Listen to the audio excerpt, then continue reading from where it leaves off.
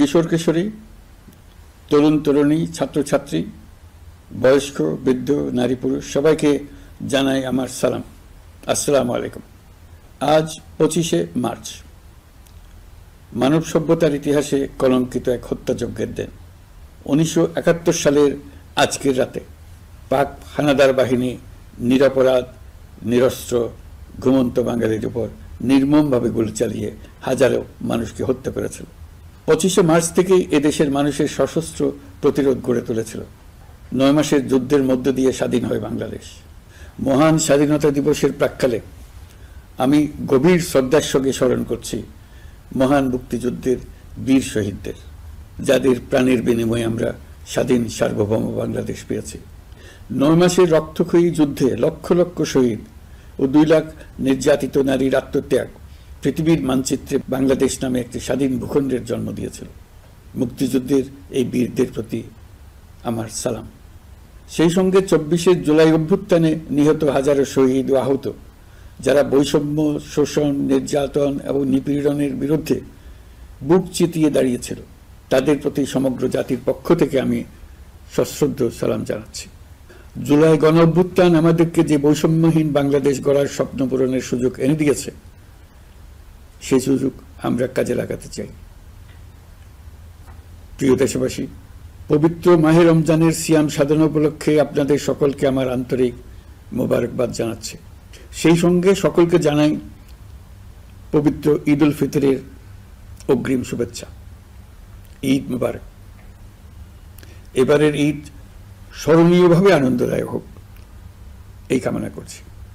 বর্তমান সরকার দায়িত্ব গ্রহণের পর থেকেই দ্রব্যমূল্য নিয়ন্ত্রণে জোর ব্যবস্থা নিয়েছে। রমজান ও ঈদে বড় চ্যালেঞ্জ ছিল জিনিসপত্রের দামের লাগাম টেনে ধরা, বিদ্যুৎ সরবরাহ নিশ্চিত করা। এই রমজানে যাতে কোনো পণ্যের দাম বেড়ে না যায় এবং বিদ্যুৎ সরবরাহ যেন বিঘ্নিত না হয়, সেজন্য আমরা সর্বোচ্চ চেষ্টা করেছি। রমজান মাস জুড়ে সরবরাহ চেনের প্রতিবন্ধকতা কঠোরভাবে প্রতিহত করতে সব ধরনের ব্যবস্থা আমরা নিয়েছি। দেশের সকল জায়গা থেকে খবর এসছে যে এই রমজানের দ্রব্যমূল্য আগের তুলনায় কমেছে, জনগণ স্বস্তি পেয়েছে। দাম নিয়ন্ত্রণে এই প্রচেষ্টা চলমান থাকবে। প্রিয় দেশবাসী, গত 16 বছরে শেখ হাসিনা যে ভয়াবহ লুটপাট কায়েম করেছিল, আপনারা সেটার ভুক্তভোগী ছিলেন। ছাত্র জনতার অভ্যুত্থানের মুখে তারা পালিয়ে যাবার সময় এক লণ্ডভণ্ড অর্থনীতি রেখে গেছে। এই পরিস্থিতিতে দায়িত্ব নেবার পর অর্থনীতি পুনরুদ্ধারের জন্য অন্তর্বর্তী সরকার নানা উদ্যোগ নিয়েছে। ব্যাংকিং খাতে শৃঙ্খলা ফিরেছে। ক্রমান্বয়ে অর্থনীতির অপরাপর সুযোগগুলো ইতিবাচক ধারায় ফিরতে শুরু করেছে। এই সরকারের সবচেয়ে বড় চ্যালেঞ্জ মূল্যস্ফীতি। ফেব্রুয়ারিতে মূল্যস্ফীতি 9.32% নেমে এসছে, যা 22 মাসের মধ্যে সর্বনিম্ন। আগামী জুন মাসের মধ্যে এটি 8%-এর নিচে নেমে আসবে বলে আশা করছি। দেশের ধ্বংসপ্রাপ্ত অর্থনীতিতে স্বস্তি এনে দিয়েছে আমাদের প্রবাসী ভাই বোনেরা। অন্তর্বর্তী সরকার দায়িত্ব নেবার পর থেকে রেমিটেন্স ধারাবাহিকভাবে বেড়েছে। ফেব্রুয়ারি মাসে রেমিটেন্স প্রবাহ রেকর্ড গড়েছে, প্রায় 25% বৃদ্ধি পেয়ে $2.5 বিলিয়ন পৌঁছেছে। রেমিটেন্স যোদ্ধারা আমাদের দেশের অর্থনীতি গড়ার বীর সৈনিক। তাদের জন্য প্রক্রিয়াগত যেসব বিষয় রয়েছে, সেগুলো সহজ করে দেওয়া আমাদের দায়িত্ব। তারা যেন ভোগান্তির শিকার না হন, দূতাবাস যেন ঠিক মতো কাজ করে, এটি নিশ্চিত করার জন্য আমরা ব্যবস্থা নিয়েছি। আগামী নির্বাচনে যেন তাদের ভোটাধিকার দিতে পারি, সেজন্য কাজ করছি। পলাতক সরকারের আমলে চট দখলের মতো দেশের ব্যাংকগুলো দখল করে নেওয়া হয়েছিল। আমানতকারীর টাকাকে তারা নিজেদের ব্যক্তিগত টাকায় রূপান্তরিত করে ফেলেছিল। অন্তর্বর্তী সরকারের অন্যতম কাজ ছিল ব্যাংকিং ব্যবস্থায় আস্থা ফিরিয়ে আনা, আমানতকারীর স্বার্থ রক্ষা করে নিয়ম শৃঙ্খলা প্রতিষ্ঠা করা, হিসাবপত্রে বিশ্বাসযোগ্যতা স্থাপন করা। ব্যাংকিং ব্যবস্থায় আস্থা প্রতিষ্ঠা করা গেছে। এর ফলে অর্থনীতিতে শৃঙ্খলা ফিরেছে। অন্তর্বর্তী সরকারের অর্জনগুলোর মধ্যে এটা ছিল খুবই গুরুত্বপূর্ণ। গত সরকারের লুটপাটের মহোৎসবে গত 15 বছরে $234 বিলিয়ন পাচার হয়েছে। এটা আমরা জানি। কত রকমভাবে পাচার হয়েছে তাও জানার বিষয়। অভিনব এক একটা পদ্ধতি ছিল। পাচারের একটা পদ্ধতি সবাইকে হতভম্ব করে দিয়েছে। এই পাচার হয়েছে বিদেশে অধ্যয়নরত সন্তানের কাছে টাকা পাঠানোর নামে। তিনি সন্তানের লেখাপড়ার জন্য এক সেমিস্টারের অর্থাৎ 3 মাসের খরচ বাবদ অফিসিয়াল ব্যাংকিং চ্যানেলে পাঠিয়েছেন $3,33,00,000, অর্থাৎ প্রায় 400 কোটি টাকা। পাচারের এর চাইতে বেশি তাক লাগানো পন্থা আর কি আছে, তার কোনো সীমা আছে বলে আমার মনে হয় না। আইন, নিয়ম, নীতির জায়গায় যখন হরিলুট প্রতিষ্ঠিত হয় তখন এমন সবকিছুই সম্ভব। এই অর্থ পাচারকারীদের দ্রুত আইনের আওতায় নিয়ে আসার লক্ষ্যে ইতিমধ্যে আন্তর্জাতিক তৎপরতা জোরদার করা হয়েছে। প্রিয় দেশবাসী, অন্তর্বর্তী সরকার পৃথিবীর বিভিন্ন দেশের শীর্ষস্থানীয় বিনিয়োগকারীদের সঙ্গে নিয়মিত বৈঠক করে যাচ্ছে। তারা বাংলাদেশের বর্তমান ব্যবস্থায় বিনিয়োগের বিষয়ে খুবই আগ্রহী। আশা করছি দ্রুততম সময়ে দেশের নতুন নতুন বিদেশি বিনিয়োগ আপনারা দেখতে পাবেন। সরকার দায়িত্ব নেওয়ার পর থেকে দেশে রপ্তানি 13% বেড়েছে। জানুয়ারিতে 7% কন্টেইনার হ্যান্ডলিং বেড়েছে। বাংলাদেশ বিনিয়োগ উন্নয়ন কর্তৃপক্ষ ইতিমধ্যে লাইসেন্সিং রিকোয়ারমেন্টস, প্রত্যাবাসন আইন সহ বিনিয়োগকারীদের যে সাধারণ সমস্যাগুলো রয়েছে সেগুলো সমাধানে কাজ শুরু করেছে। বাংলাদেশ বিনিয়োগ উন্নয়ন কর্তৃপক্ষ আগামী মাসে ঢাকায় 4 দিনব্যাপী আন্তর্জাতিক বিনিয়োগ সম্মেলন করছে। বিশ্ববিখ্যাত অনেক বিনিয়োগকারী এতে অংশ নেবেন। ইতিমধ্যে DP World, Singapore PSA, AP Moller Maersk কয়েক বিলিয়ন ডলারের বিনিয়োগের প্রস্তাব করেছে। অন্তর্বর্তী সরকার দায়িত্ব গ্রহণের পর থেকেই স্বতঃস্ফূর্তভাবে পৃথিবীর সকল সরকার আমাদের প্রতি বন্ধুত্বের হাত বাড়িয়ে দিয়েছে। এটা শুরু হয়েছিল গত সেপ্টেম্বরে জাতিসংঘের বার্ষিক বৈঠকে। আপনাদের মনে আছে বিশ্বের সরকার প্রধানরা কিভাবে আমাদের সঙ্গে আগ্রহ নিয়ে দেখা করতে এগিয়ে এসছে। তারপর থেকে যে কোনো সম্মেলনে গিয়েছি, দেখেছি আন্তর্জাতিক নেতৃবৃন্দের আগ্রহ কিভাবে ক্রমেই বেড়ে চলেছে। জানুয়ারি মাসে সুইজারল্যান্ডের ডাভোসে গিয়েছিলাম। এই সম্মেলনে 47টি পৃথক ইভেন্টে আমার অংশগ্রহণ করতে হয়েছে। বিভিন্ন দেশের সরকার প্রধান, মন্ত্রী, বিশ্ব বাণিজ্যের নায়করা, জাতিসংঘের মহাসচিব, জাতিসংঘের বিভিন্ন সংস্থার প্রধানদের সঙ্গে বৈঠক করেছে। তারা আমাদের পাশে থাকার জন্য আন্তরিক আগ্রহ প্রকাশ করেছেন। সম্প্রতি আমি সংযুক্ত আরব আমিরাতে গিয়েছিলাম। তারা বিগত সরকারের সময় আমাদের ভিসা বন্ধ করে দিয়েছিল। আমরা সেই দেশের ভিসার দরজা খোলার চেষ্টা চালিয়ে যাচ্ছি। তারা আশ্বাস দিয়েছেন তাদের দিক থেকে সকল আনুষ্ঠানিকতা সম্পন্ন করে ভিসার দরজা উন্মুক্ত করবেন। আমি আশা করছি সেটা দ্রুতই উন্মুক্ত হবে।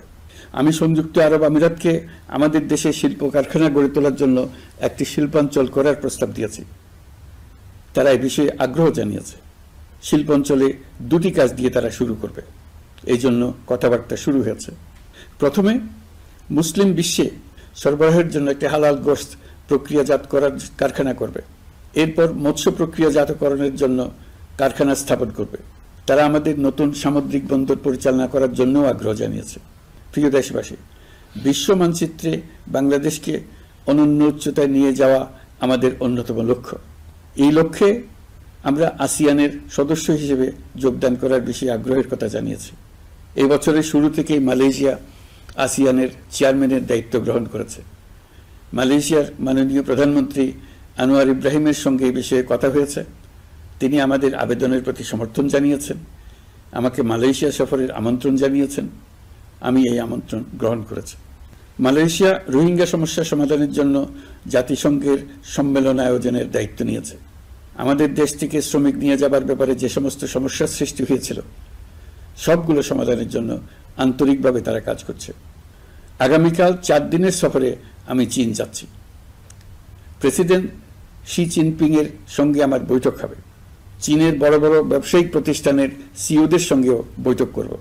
পৃথিবীর সর্ববৃহৎ চাইনিজ সোলার প্যানেল নির্মাতা প্রতিষ্ঠান লংজি বাংলাদেশে কারখানা স্থাপনের আগ্রহ জানিয়েছে।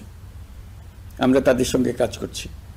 এছাড়া প্রযুক্তিগত সহায়তা, মেডিকেল সহায়তা, স্বল্প মূল্যে চিকিৎসা সহ অন্যান্য বিষয়ে আলোচনা হবে। তারা আমাদের দেশ থেকে আম, কাঁঠাল ও পেয়ারা আমদানি করতে চায়। এটা খুব দ্রুতই শুরু হবে। এই সফরের মধ্য দিয়ে আমাদের 2 দেশের সম্পর্ক ঘনিষ্ঠতর হবে। আমি বরাবরই বলে এসেছি, আমরা মহা সৌভাগ্যবান এক জাতি। পৃথিবীর মানচিত্রে আমাদের অবস্থানের কারণে বাংলাদেশ, ভারত, নেপাল ও ভুটান, দক্ষিণ এশিয়ার এই 4টি দেশ মিলে একটি যৌথ অর্থনীতি গড়ে তুলতে পারলে 4 দেশই লাভবান হবে। নেপাল ও ভুটান আমাদের জলবিদ্যুৎ দিতে অত্যন্ত আগ্রহী, আমরাও নিতে আগ্রহী। বাংলাদেশের শিল্পাঞ্চল গড়ে তুলতে এর কোনো বিকল্প নেই। আমাদের রয়েছে এক বিস্তীর্ণ মহাসাগর। ভৌগোলিক অবস্থানগত কারণে আমাদের সামনে বিরাট অর্থনৈতিক সুযোগ এনে দিয়েছে। কুমিরা থেকে টেকনাফ পর্যন্ত দীর্ঘ উপকূল ভূমি। এই দীর্ঘ উপকূল জুড়ে বিরামহীনভাবে অনেকগুলি আধুনিক প্রযুক্তি সমৃদ্ধ আন্তর্জাতিক মানের সমুদ্র বন্দর, শিল্প কারখানা, রপ্তানি প্রক্রিয়াজাতকরণ এলাকা স্থাপন করা গেলে পুরো অর্থনৈতিক অঞ্চলের ভবিষ্যৎ দ্রুত পরিবর্তন সম্ভব। নেপাল থেকে জলবিদ্যুৎ আনতে পারলে জীবাশ্ম জ্বালানির উপর আমাদের নির্ভরশীলতা কমবে। বর্তমানে বিশ্ববাসী পরিবেশ রক্ষায় সচেতন, তারা এটাকেই সর্বোচ্চ অগ্রাধিকার দিচ্ছে। জীবাশ্ম জ্বালানির উপর নির্ভরশীলতা কমিয়ে পরিবেশ বান্ধব বিকল্প পাওয়া গেলে বিদেশি বিনিয়োগকারীদের আরও বেশি মনোযোগ আকর্ষণ করা যাবে। দেশের ক্রমবর্ধমান বিদ্যুৎ চাহিদার পরিপ্রেক্ষিতে রূপপুর পারমাণবিক বিদ্যুৎ কেন্দ্রের কাজ যথাসময়ে শেষ করার বেশি আমরা জোর দিয়েছি। রোসাটমের মহাপরিচালক আমাকে বলেছেন শিগগিরই বিদ্যুৎ কেন্দ্রটি পরীক্ষামূলকভাবে চালু করা হবে। আমাদের পণ্য পৃথিবীর পণ্য। এই পণ্য নেপালে যাবে, ভুটানে যাবে, ভারতের 7 সিস্টার্সে যাবে। প্রতিবেশীদের পণ্য আমাদের এখানে আসবে, সারা পৃথিবীর কাছে পৌঁছে যাবে। এইভাবেই এটি একটি লাভজনক অর্থনৈতিক অঞ্চল হিসেবে দাঁড়িয়ে যাবে। আর এই অঞ্চলের গুরুত্বপূর্ণ ভূমিকায় থাকবে বাংলাদেশ। বাংলাদেশের সবচেয়ে বড় সমস্যা সীমাহীন দুর্নীতি। স্বৈরাচারী সরকার এই দুর্নীতিকে বিশ্বের শীর্ষস্থানে নিয়ে গেছে। দুর্নীতির ফলে শুধু যে সবকিছুতে অবিশ্বাস্য রকম ব্যয় বৃদ্ধি পাচ্ছে তাই না, এর ফলে সরকার ও জনগণের সকল আয়োজন বিকৃত হয়ে যায়। সরকারের লক্ষ্য, নীতিমালা, প্রাতিষ্ঠানিক আয়োজন, সরকারি কর্মকর্তাদের দায় দায়িত্ব যা কিছু কাগজে লেখা থাকে তার সবকিছু অর্থহীন হয়ে যায়। দেশ চলে অলিখিত আয়োজনে। সরকারকে চলতে হয়, ব্যবসায়ীকে চলতে হয়, শিল্পপতিকে চলতে হয়, বিনিয়োগকারীকে চলতে হয়, দেশের সকল নাগরিককে এই অলিখিত নিয়মে চলতে হয়। নাগরিককে এই অদৃশ্য জগতের সঙ্গে মোকাবেলা করে টিকে থাকার বিদ্যায় পারদর্শী হতে সাধনা করতে হয়। দৈনন্দিন জীবনে টিকে থাকা এবং সাফল্য অর্জনের জন্য একটা নতুন ভাষা আয়ত্ত করতে হয়। চারদিকে কি শব্দ বলা হচ্ছে, কাগজে কি লেখা হচ্ছে তা মনে মনে দ্রুত অনুবাদ করে তার মর্মার্থ বুঝে নিতে হয়। তা না হলে দৈনন্দিন সিদ্ধান্ত নেওয়া যায় না। সবচেয়ে বড় মুশকিল হলো এর কোনো অভিধান নেই। কারণ ব্যক্তি বিশেষে, স্থান বিশেষে, পরিস্থিতি বিশেষে এর অর্থ ক্রমাগতভাবে পাল্টে যায়। পুরো বিশ্ব বুঝে গেছে আমরা জাতি হিসেবে সততার পরিচয় বহন করি না। এটা শুধু জাতীয় কলঙ্কের বিষয় নয়, আন্তর্জাতিক বাণিজ্যে এটা আত্মঘাতী বিষয়। দেশবাসীর মতো আন্তর্জাতিক সম্প্রদায় চায় আমরা দুর্নীতিমুক্ত হই, কারণ তারা আমাদের সঙ্গে ব্যবসা বাণিজ্য সম্প্রসারণ করতে চায়। দুর্নীতিমুক্ত হতে না পারলে ব্যবসা বাণিজ্য কিছুই চলবে না। দুর্নীতি থেকে মুক্ত হওয়া ছাড়া বাংলাদেশের কোনো গতি নেই। অন্তর্বর্তী সরকার সকল কাজ দুর্নীতিমুক্ত করতে সর্বোচ্চ অগ্রাধিকার দিয়ে যাচ্ছে।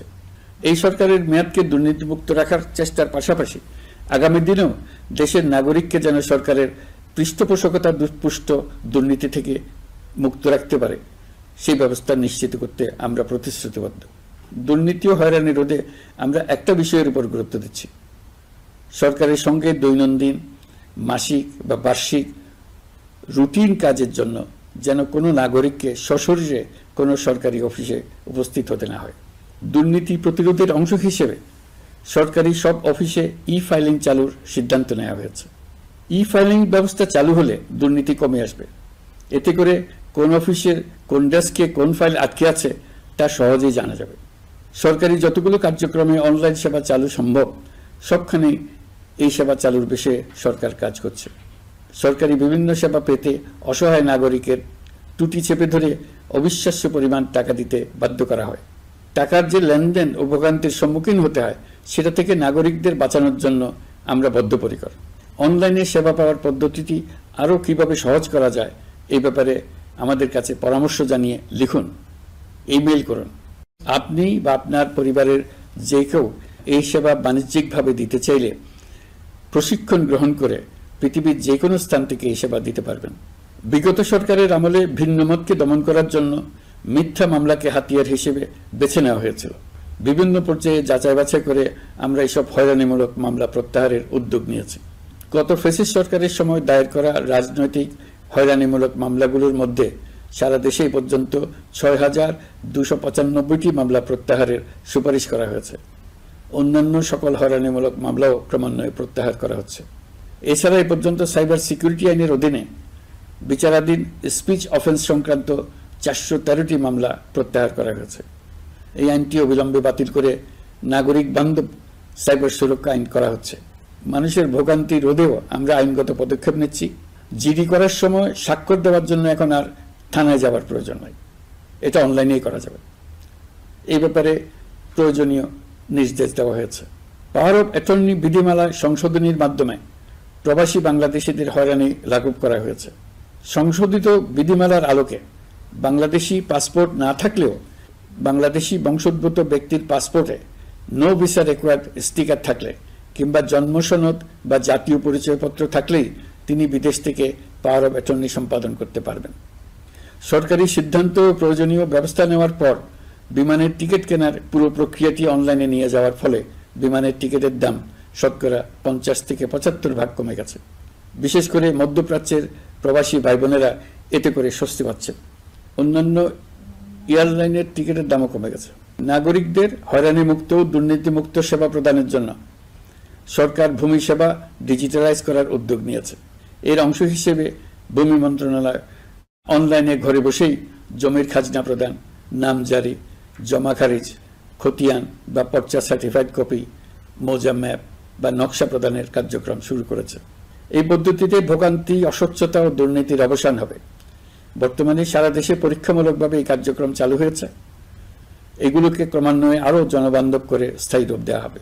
এর লক্ষ্য হবে ক্রমাগতভাবে এই সকল দায়িত্ব সরকারের হাত থেকে নিয়ে সেবাদানকারী ব্যক্তি বা প্রতিষ্ঠানের কাছে ছেড়ে দেওয়া।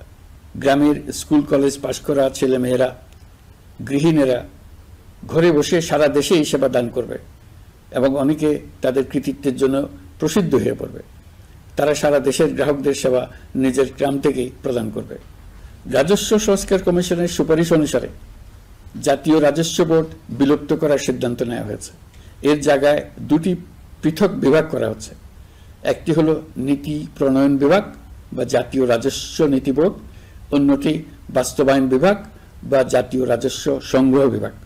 এর ফলে সরকারের পছন্দের ব্যক্তিরা হাজার হাজার কোটি টাকার রাজস্ব ফাঁকি দেওয়ার আর সুযোগ পাবে না। আমি আশা করি পরবর্তীতে যারা সরকারে আসবেন তারাও এই নীতি বহাল রাখবেন। এখনকার যুগ হলো প্রযুক্তির যুগ, সৃজনশীলতার যুগ। আমাদের দেশে ১৭ কোটি নারী পুরুষ, তার মধ্যে তরুণরা হলো বিপুলভাবে সংখ্যাগরিষ্ঠ। বাংলাদেশ মানব সম্পদের দিক থেকে ৮ম বৃহত্তম দেশ। একযোগে এই তরুণরা সৃজনশীলতা প্রকাশের সুযোগ পেলে বন্যার স্রোতের মতো আমাদের দেশ দ্রুত বেগে পৃথিবীর বাজারের মধ্যস্থানে চলে যাবে। এই বিপুল তরুণ গোষ্ঠীর সামনে থেকে পথের বাধা সরিয়ে দেওয়াই হলো আমাদের সরকারের প্রধান লক্ষ্য। প্রযুক্তি আমাদের জন্য সুযোগ সৃষ্টি করেছে, আমরা দ্রুত বেগে এই সুযোগ গ্রহণ করার কাজে নিজেদের নিয়োজিত করেছি। এমনভাবে আমরা প্রযুক্তি ব্যবহার করার কাজে নিয়োজিত হয়েছি যাতে নাগরিকের আঙ্গুলের ইশারায় সরকার তার সেবা নাগরিকের কাছে তাৎক্ষণিকভাবে হাজির করে। তা নিশ্চিত করার জন্য আমরা সেই সেবা দিতে চাই প্রযুক্তির মাধ্যমে, সরকারি অফিসের মাধ্যমে নয়। ইতিমধ্যে পাসপোর্ট পেতে পুলিশ ভেরিফিকেশনের নিয়ম আমরা বাতিল করে দিয়েছি। এর ফলে বর্তমানে নাগরিকরা আগের চাইতে সহজভাবে পাসপোর্ট সেবা পাচ্ছেন। পুলিশ রিপোর্ট প্রাপ্তির নিয়ম বাতিল করার পর এই পর্যন্ত ৭০,০০০ নতুন পাসপোর্ট, যা বহুকাল ধরে পুলিশ রিপোর্ট আসার অপেক্ষায় আটকে ছিল, তা দ্রুত আবেদনকারীদের হাতে পৌঁছে দেওয়া হয়েছে। পাসপোর্ট প্রাপ্তি সহজ করার জন্য আমরা পুরনো পদ্ধতি বাতিল করে ইলেকট্রনিক পাসপোর্ট প্রচলন শুরু করেছি। এর ফলে দ্রুত পাসপোর্ট দেওয়া সম্ভব হচ্ছে। দেশের অভ্যন্তরে ই পাসপোর্ট হোম ডেলিভারি দেওয়া সম্ভব হচ্ছে। আগামীতে সকলেই ঘরে বসে পাসপোর্ট পাবেন, এটা নিশ্চিত করার চেষ্টা করছি। পাসপোর্ট দেওয়ার দায়িত্বে নিয়োজিত কর্মকর্তারা অত্যন্ত উৎসাহ সহকারে দ্রুত এসব পরিবর্তন আনার ব্যাপারে এগিয়ে আসছেন দেখে মনটা আনন্দে ভরে যায়। প্রিয় দেশবাসী, হজ মুসলমানদের জন্য সবচেয়ে গভীর আধ্যাত্মিক সফরগুলোর মধ্যে প্রধান। সারা জীবন তারা হজ পালনের জন্য অপেক্ষা করেন।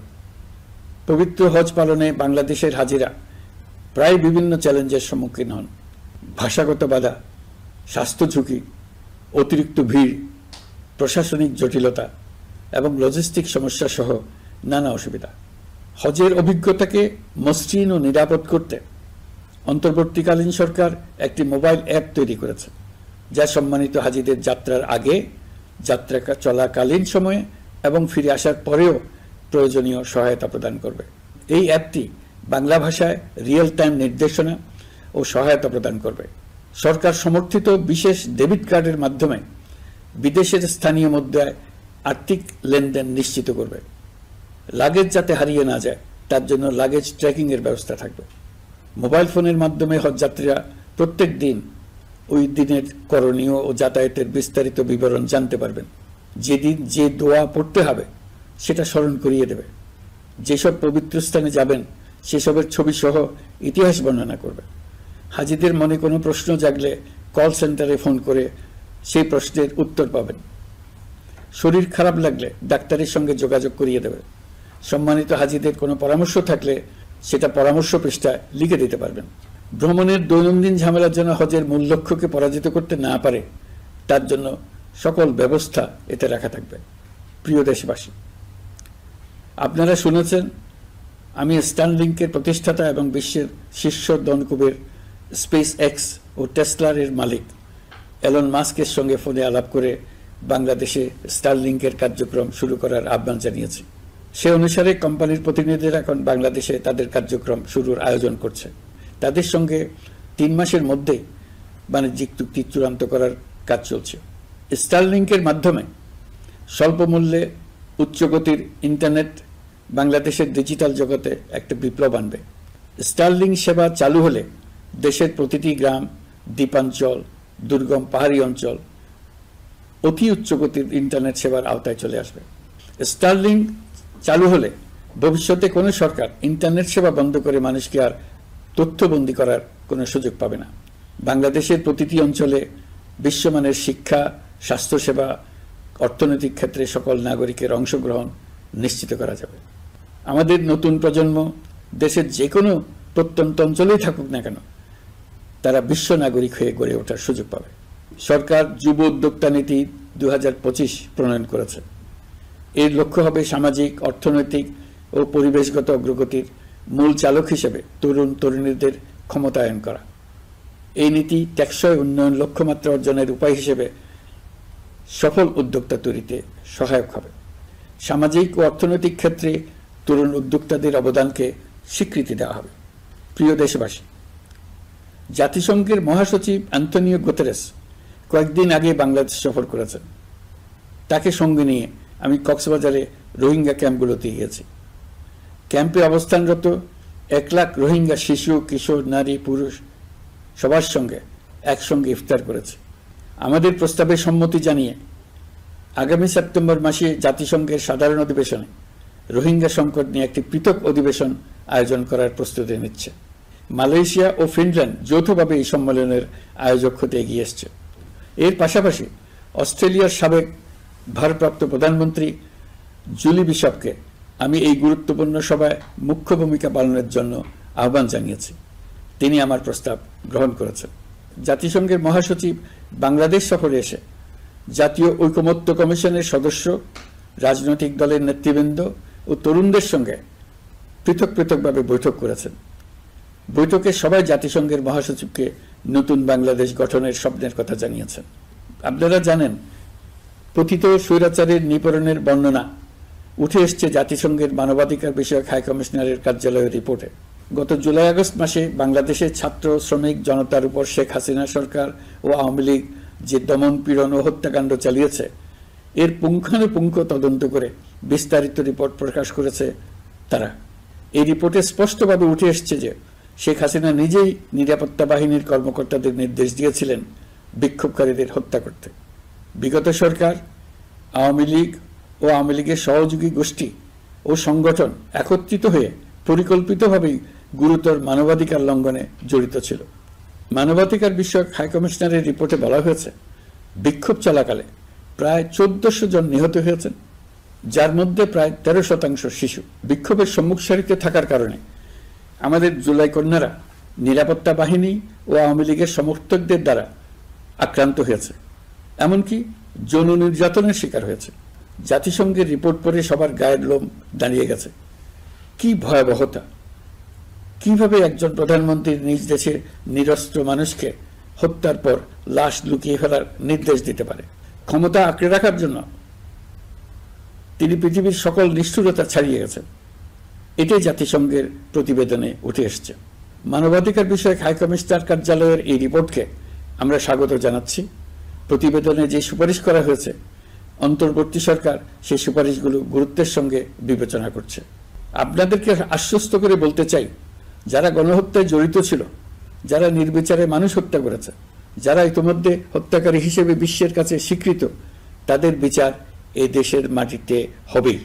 প্রিয় দেশবাসী, আপনারা জানেন, অন্তর্বর্তী সরকার দায়িত্ব নেবার পর থেকেই গণমাধ্যম ও সোশ্যাল মিডিয়ায় গুজবের জন্য এক মহোৎসব চলছে। দেশকে অস্থিতিশীল করার জন্য একের পর এক মিথ্যা তথ্য ছড়িয়ে দিয়ে জনগণকে বিভ্রান্ত করার চেষ্টা চলছে। অভিনব সব প্রক্রিয়ায় গুজব ছড়ানো হচ্ছে। এক ছবির সঙ্গে অন্য ছবি জুড়ে দেওয়া হচ্ছে, ঘটনা একটা, ছবি আরেকটা। এরকম ফটোকার্ড বানিয়ে অন্য দেশের ঘটনাকে এ দেশের ঘটনা হিসেবে চালিয়ে দিয়ে সোশ্যাল মিডিয়ায় তোলপাড় করে ফেলছে। যতই নির্বাচন কাছে আসবে, এর রূপ আরো ভয়ঙ্কর হতে থাকবে। কারা এর পেছনে আছে, কেন আছে, তা আপনাদের সবারই জানা আছে। আমরা এই গুজব ও মিথ্যা তথ্যের প্রচারণা রোধ করতে জাতিসংঘের সহযোগিতা চেয়েছি। জাতিসংঘের মহাসচিব এর মোকাবেলায় আমাদের সহযোগিতা করবেন বলে আশ্বাস দিয়ে গেছেন। দেশবাসীকে আমি স্মরণ করিয়ে দিতে চাই যে জুলাই অভ্যুত্থানের প্রথম পর্ব সফলভাবে সমাপ্ত হয়েছে। প্রথম পর্বের সমাপ্তির মধ্য দিয়ে অভ্যুত্থানের দ্বিতীয় পর্ব শুরু হলো। সবসময় মনে রাখতে হবে, আমরা কিন্তু যুদ্ধাবস্থায় আছি। গুজব হলো এই জুলাই অভ্যুত্থানের বিরুদ্ধে পরাজিত শক্তির মস্ত বড় হাতিয়ার।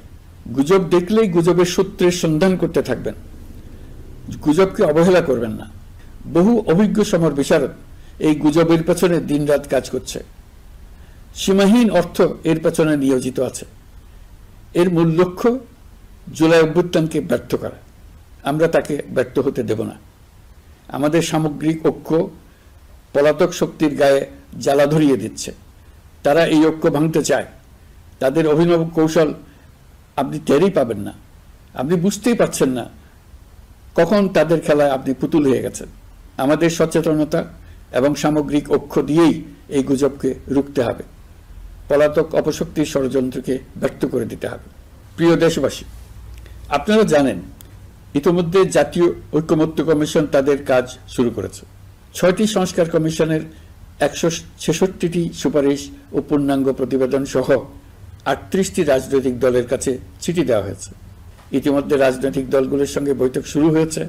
দেশের রাজনৈতিক দলগুলো খুবই ইতিবাচকভাবে সংস্কার কাজে সাড়া দিয়েছেন। তাদের মতামত তুলে ধরছেন। কোন রাজনৈতিক দল কোন কোন সংস্কার প্রস্তাবে একমত হয়েছেন, কোনটিতে দ্বিমত হয়েছেন, সেসব তারা জানাচ্ছেন। এটা আমাদের জাতির জন্য অত্যন্ত সুখকর বিষয় যে প্রতিটি রাজনৈতিক দল সংস্কারের পক্ষে মত দিচ্ছেন। ঐকমত্য কমিশনের মাধ্যমে সকল রাজনৈতিক দলের মতামত নেওয়ার কাজ এখন চলমান আছে। কমিশনের লক্ষ্য যে সকল বিষয়ে রাজনৈতিক দলগুলো একমত হবেন সেগুলো চিহ্নিত করা এবং তার একটা তালিকা প্রস্তুত করা। যে সকল দল এতে একমত হয়েছেন তাদের স্বাক্ষর নেওয়া। এই তালিকাটাই হবে জুলাই চার্টার বা জুলাই সনদ। আমাদের দায়িত্ব জাতির সামনে পুরো প্রক্রিয়াটা স্বচ্ছভাবে তুলে ধরা এবং প্রক্রিয়া শেষে নির্বাচনের আয়োজন করা। নির্বাচনের ব্যাপারে আমি আগেও বলেছি, আবারও বলছি, এবছর ডিসেম্বর থেকে আগামী বছরের জুনের মধ্যে নির্বাচন হবে। আমরা চাই আগামী নির্বাচনটি বাংলাদেশের ইতিহাসে সবচেয়ে অবাধ, সুষ্ঠু ও গ্রহণযোগ্য নির্বাচন হবে। এই জন্য নির্বাচন কমিশন সব ধরনের প্রস্তুতি নিতে শুরু করেছে। রাজনৈতিক দলগুলো ব্যাপক উৎসাহ উদ্দীপনায় নির্বাচনের জন্য তৈরি হতে শুরু করবে বলে আশা করছি। প্রিয় নাগরিকবৃন্দ, আমাদের দেশের নারীরা দীর্ঘ আন্দোলনের মাধ্যমে বহু বছর ধরে অনেক বাধা পেরিয়ে একটু একটু করে সামনে এগিয়ে যাচ্ছে। স্বাধীনতার 54 বছর পরেও এদেশের নারীরা অর্থনৈতিক, রাজনৈতিক, সামাজিক বৈষম্যের শিকার।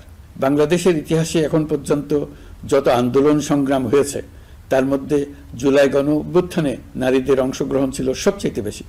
গণ অভ্যুত্থানে নারীরা দুঃসাহসিক ভূমিকা রেখেছে, পুরনোকে দূরে ঠেলে দিয়ে নতুনের ভিত্তি স্থাপনের প্রতিজ্ঞা নিয়েছে। তারা ব্যাপক সংস্কারের কথা বলেছে, সর্বত্র নারীদের ভূমিকা আরও জোরালো করার কথা বলেছে। আমি মনে করি জুলাই গণ অভ্যুত্থান বাংলাদেশের প্রেক্ষিত বদলে দিয়েছে। জুলাইয়ের পর নারীদের অবস্থান ইতিবাচকভাবে পরিবর্তন হবে, সেটাই আমরা চাই। আমরা বাংলাদেশ নিয়ে নতুন করে ভাবতে চাই, আর এই নতুন ভাবনায় নারীদের অবস্থান উচ্চতম পর্যায়ে অগ্রাধিকার পাক, সেটাই আমরা চাই। পরিবারের সকল সদস্য, পাড়া প্রতিবেশী, ধর্মীয় প্রতিষ্ঠান, স্কুল, আপনারা আপনাদের নিজ নিজ অবস্থান থেকে ছেলে শিশু ও মেয়ে শিশুর মধ্যে যেন কোনো বৈষম্য সৃষ্টি না হয় তা নিশ্চিত করুন। আসুন নতুন বাংলাদেশে সবাই মিলে শিশুদের জন্য সুস্থ পরিবেশ নিশ্চিত করি। জুলাই গণ অভ্যুত্থানে অংশ নেওয়া নারীরা তাদের অধিকার প্রতিষ্ঠার ব্যাপারে দৃঢ় প্রতিজ্ঞ। দেশে বিরাজমান বৈষম্যগুলো চিহ্নিত করে নারীর প্রতি সহিংসতা প্রতিরোধ ও বৈষম্য নিরসনে আমাদের প্রত্যেককে একসঙ্গে কাজ করতে হবে। নারীর প্রতি বিদ্বেষমূলক কথাবার্তা, নারীকে খাটো করে রাখার প্রবৃত্তি যারা ধারণ করে তাদের বিরুদ্ধে সামাজিক আন্দোলন গড়ে তোলা প্রয়োজন। আধুনিক প্রযুক্তি সকল প্রকার বাধা ভেঙে দেওয়ার মহাশক্তি আমাদেরকে দিয়েছে। সেই বাধা যত শক্তই হোক, যত উঁচুই হোক, সকল দূরত্ব গোছানোর জন্য প্রযুক্তিকে অবশ্যই যেন আমরা ব্যবহার করতে আরম্ভ করি। নারীদের সুরক্ষায় পুলিশ হটলাইন নাম্বার চালু করেছে, সরকারের পক্ষ থেকে শর্টকট চালু করা হচ্ছে, কল টেকার হিসেবে শতভাগ নারী কর্মীদের নিয়োগ দেওয়া হচ্ছে যেন নির্দ্বিধায় কথা বলা যায়। নারী ও শিশু নির্যাতন দমন আইন সংশোধন হয়েছে, এসব মামলার তদন্ত ও বিচারের সময় কমিয়ে আনা হয়েছে, বিচার বিলম্বে বাধা দূর করা হচ্ছে। ঢাকার পাশাপাশি চট্টগ্রাম ও রাজশাহীতে ডিএনএ ল্যাব স্থাপনের কাজ চলছে।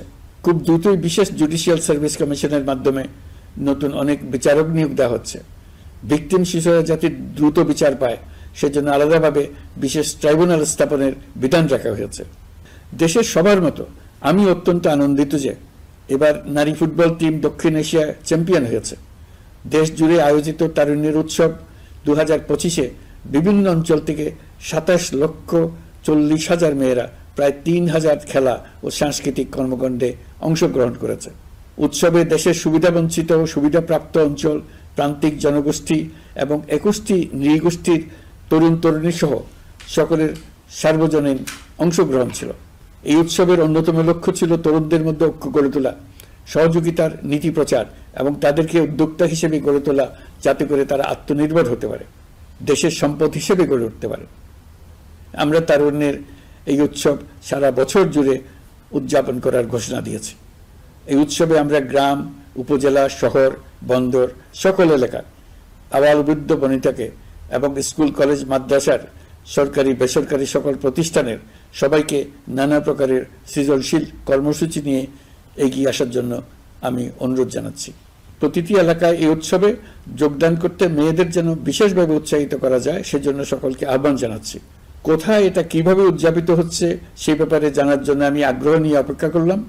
বিভিন্ন পর্যায়ে দেশের সেরা গ্রাম, সেরা উপজেলা, সেরা শহর, সেরা প্রতিষ্ঠান, সেরা ব্যক্তিকে পুরস্কার দেওয়ার জন্য আমরা প্রস্তুত থাকব। নারী অধিকারের পাশাপাশি একই রকম গুরুত্বের সঙ্গে মনে রাখতে হবে সংখ্যালঘুদের নাগরিক অধিকার, সমতল ও পাহাড়ের জাতিগোষ্ঠীর নাগরিক অধিকার। কারো কোনো নাগরিক অধিকারকে অবহেলা করলেই এই জাতির জন্য মহা সংকট সৃষ্টি হবে।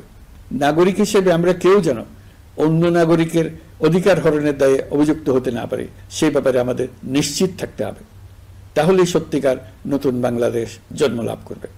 সবাইকে আবারও আমার সালাম জানিয়ে আমার বক্তব্য শেষ করছি। আসসালামু আলাইকুম। সবাইকে স্বাধীনতা দিবসের অভিনন্দন জানাচ্ছি। পবিত্র মাহে রমজানে মহান আল্লাহর অশেষ মেহেরবানি আমাদের উপরে বর্ষিত হোক।